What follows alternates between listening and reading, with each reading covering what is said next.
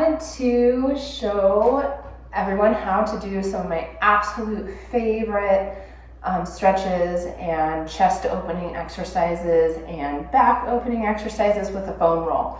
So this is a white 6 by 36 inch, so 6 inches diameter by 36 inches of length foam roll.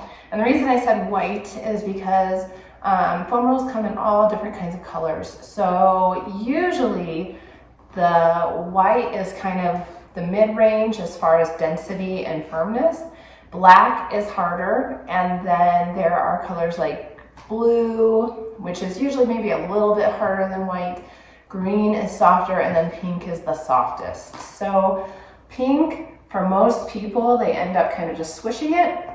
So I wouldn't recommend that one for many people unless you are extremely, extremely sensitive, or if you have osteoporosis or something like that where you would need something quite a bit softer. But white is my absolute favorite, and it's usually the cheapest, and it's easy to get on Amazon. If you go to my website, I have, or not my website, but I have a blog post that has links for all of these awesome tools. So the thing that I love to use the foam roll for, well, I love to use it for all kinds of things, but the thing that I want all of my patients to do every day if possible is use it to open up the chest, because throughout our day, so many of us go into this forward shoulder posture. Our pec minor, which is the muscle that runs kind of up and down a little bit more right here, it gets really tight and it pulls our shoulders forward. So no matter how hard we try to stand up straight sometimes, if that pec minor is tight, it'll just continue to pull forward. And so we can't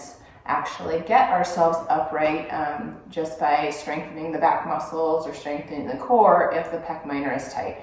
So this is going to stretch pec minor, pec major, which goes straight across, and then I'm actually going to show you some ways to stretch out your lats.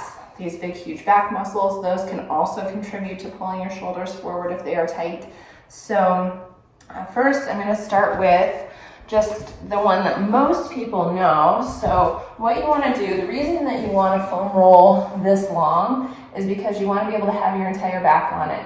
If you have one of the shorter ones, you can only have your upper back or your lower back on it, and then you end up kind of arching off of one of the ends, and it's really bad on your back. So you want to be able to lay down so that your head can still be on the roll and your butt can still be on the roll. And then you want to try to get your back to relax down so that it's flat. You don't want to be laying on the roll with your back arched. So try to just relax everything down. If you need to, kind of push through your feet a little bit so that you can track your hamstrings, and that brings your back down flat. So you're going to start off with your arms down by your sides. And usually what I'll have people do is just lay here for a minute or so, just think about your shoulder blades relaxing down over the roll, and just open up your chest. So I always have people start with snow angels. Snow angels are just like they sound. So you're going to be bringing your arms up above your head and then back down. Now the big thing that you want to watch is as you're coming up, you want the backs of your hands to be able to stay on the ground. If you get here and all of a sudden you're so tight that you can't keep your hands on the ground and you're kind of just hanging out like this, that's not necessarily the greatest, because usually it's causing things to arch, and a lot of times people will arch their back to get their hands down. So don't do that. Try to keep your back flat on the roll, and then as you're coming up, if your hands start to lift up a little bit, just stop there. That's as high as you go for now, and then just come back down nice and slowly. So I usually have people do about 10 of these, so I'm not going to do all 10 right now, but going about this pace and keeping the backs of the hands and the fingers on the floor the whole time. So after you've done 10 of those, a lot of times I like people to kind of find that sweet spot. So for me, it's about right here. And so what I usually do at that point is I just find the sweet spot, close my eyes, take some nice deep breaths, and I'll actually lay here for about 5 minutes. So you really want to allow everything to open up through your chest. Then Once you've done 5 minutes and you've been breathing nice and easy and things have opened up, then you can do some of those snow angels again and maybe find another tight spot. So when you come up here, this is stretching more of that pec minor, so that muscle that really pulls through here and pulls your shoulder forward. So come up here, lay here for a little bit. Try once again not to let your back arch up like that. Try to keep your back flat on the roll, and then just let things relax again for a few minutes. The other thing you can do is when you're relaxing here is you can roll to one side or the other. Like if I roll to this side, it definitely stretches more through my left shoulder and chest area. If I roll over this way, it stretches more through my right. So you can kind of find what feels good to you and where you need to stretch, because everyone's a little bit different with this. Then you can also do motions like this. So you can come up here and then switch, come up here, and that's just getting some nice mobility through your shoulder blades and through your spine. So once again, about 10 times each there. And the big thing that you want to watch again is that your back isn't arching. Maybe keep a light contraction in your lower abdominals as you're doing this to make it a little bit more of a core exercise as well. And like I said, about 10 times that way. Then, once you're done with that, come up nice and easy. And you're going to take the roll out from underneath you and put it perpendicular to your body. And then here, we're going to get some really nice mobility through your thoracic spine, which is that mid-back. So the mid-back is where your ribs are connected. So you don't want to go lower into your low back, because that can actually put a lot of pressure on your spine and your discs down here. And then you don't want to go above where those bones kind of pop out at the base of your neck. You don't want to go above there. Because that goes up into your cervical spine, and we don't want to be putting a ton of pressure on those either. The area where your ribs connect actually needs more mobility on most people, so that's where we're going to be concentrating. So you can come here and you can put your hands behind your head, lift your hips up, and you can push yourself back and forth on the roll. And if you did like I did and started a little bit low, you can move your feet and you can just push back and forth. And then once you've done this for a little bit with your elbows out, and I'm facing the camera just because I'm talking to you, but try to keep have your head in a neutral position and look straight up, and don't have your chin tucked too much, and don't have it back like this, have it neutral. And then you can also put your elbows, I'll keep this one open so that you can hear me, up towards the ceiling. And that will actually kind of massage out some of the muscles in between your shoulder blades when you put your elbows up towards the ceiling. So you can go all the way up to the base of your neck, and then you can go all the way down to where your ribs stop, down lower. And you can just take your time. If you find a spot that just really feels like it feels good to kind of work that out, you can stop in that spot and just kind of roll there. And then once you've done that for about a minute or two, drop your bottom down. And now we're going to get some good mobility through the thoracic spine. So find a spot, and then you're going to just lean back over the roll on that spot and hold for about 10 seconds.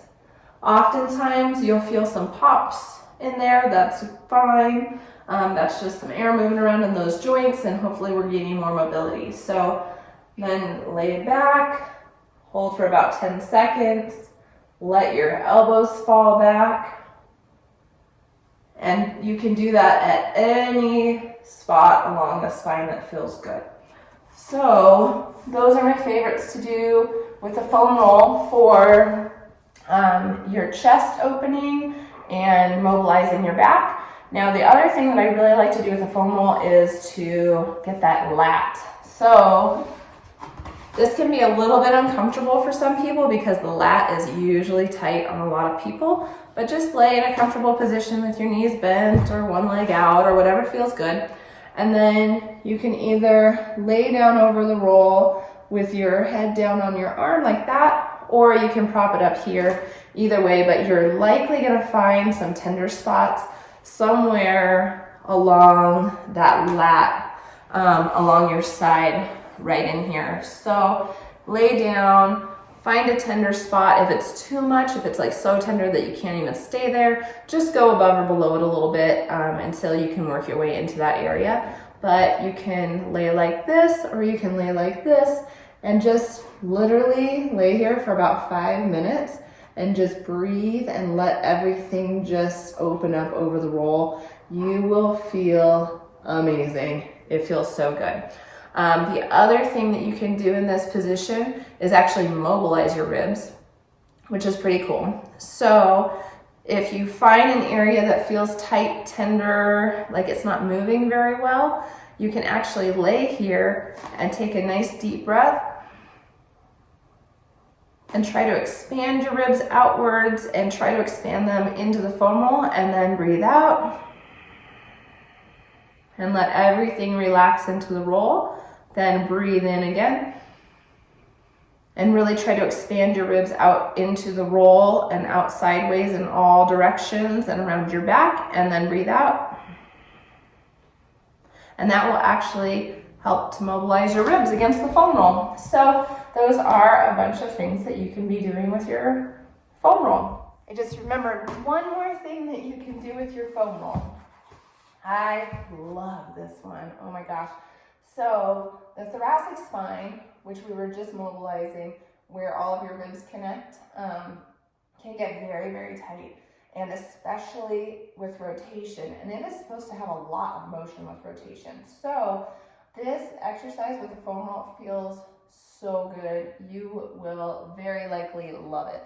So what you're gonna do is you're gonna be on your knees, and then you're gonna place, so in my situation, I have my foam roll on my right side, and then I'm going to place my right hand on the inside of the foam roll. Now you want to keep your back neutral, so you're not arching like this, you're not way up like this. You want to keep your back pretty neutral.